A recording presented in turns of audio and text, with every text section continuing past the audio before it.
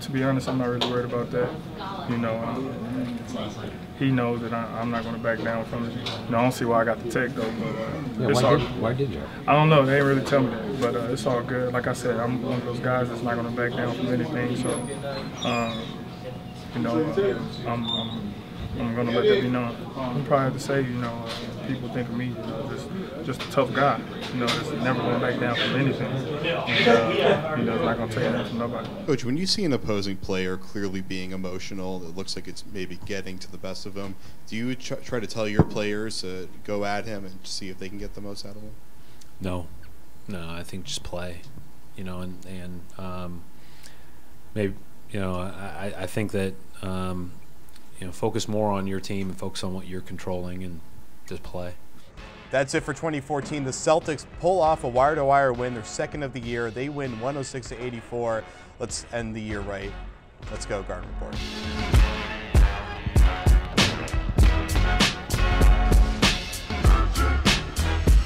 I am Jared Weiss. Joining me for the first time on the show, Jessica Camerato of Basketball Insiders. We've been waiting 3 years to have you on the show, just so I could ask you about DeMarcus Cousins body slamming Marcus Smart. Well, this was my New Year's resolution in 2014, was to be on the show with you. So just barely pulled it off. Under the wire.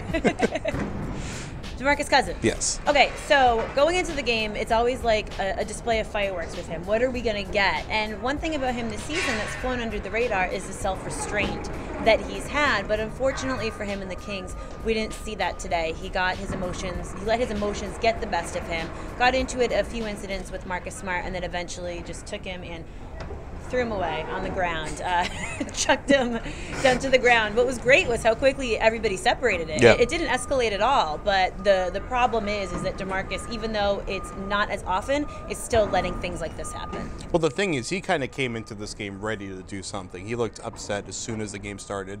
His hands were kind of up like this for like half of the first quarter. He went 1 for 9 to start the game. It looked like just he wasn't emotionally ready for this game. Yeah, he just seemed out of it. He seemed frustrated. You know, Sullinger was having success. Zeller seemed to be getting to him, and you could tell it was an early afternoon game, but things were already stirring up this early in the day for him. So why is this still happening with DeMarcus Cousins? He's pretty far into his career by now. It looked like he kind of got past this hurdle, was turning into a well-rounded superstar, and then it kind of falls apart one afternoon. Well, the thing is, he has made progress this season, but I was talking to Jason Thompson after the game, and he brought up a good point. He said once a guy has that reputation, it's always easy to fall back on that. You don't look at the progress that he makes. You say, oh, well, there's just DeMarcus being DeMarcus again. So he has made progress. This team is going through a lot of changes. He was really playing well under Mike Malone. They went through a coaching change. They're losing now. It's just a lot of things are happening, and it seemed to all boil over today. And one thing I was kind of hearing pregame, and it seems to be an issue, is the entire locker room does not seem happy about the fact that Malone was fired. And they're going through a change. They have Corbin, who is an established NBA coach, so at least it's not this new guy that's never coached before they're completely have no respect for. But there definitely seems to be a major disconnect going on there.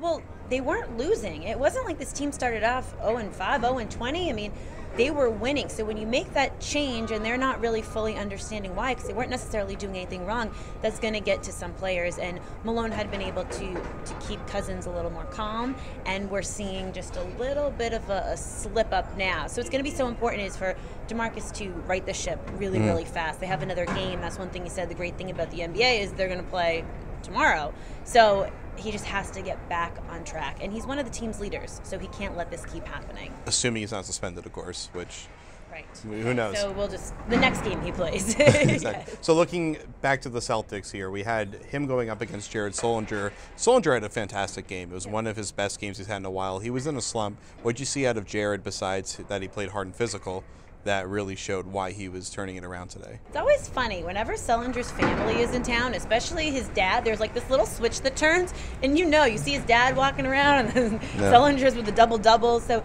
he's just really playing physical basketball. Whatever was going through him before, the shooting slump, he's broken out of that, and I really liked how aggressive he was being. Going up against DeMarcus Cousins is no easy feat. He's one of the better centers in the league, but Sully handled himself. And, you know, Sullinger will whip you into shape if you don't play well.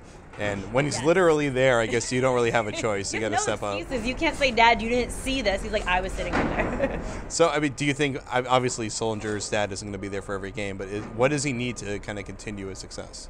Well, Sullinger's so young, and that's the thing too. DeMarcus Cousins, these are young players whose emotions are still going to run high. So they just have to, they're used to winning, right? So when you're a good player and you're a high draft pick like Cousins was, and Sullinger was never used to losing in high school and college, the losing in the NBA can get to you. So you just have to stay focused, stay on the 82-game grind, and not let little mistakes build up and get the best of you.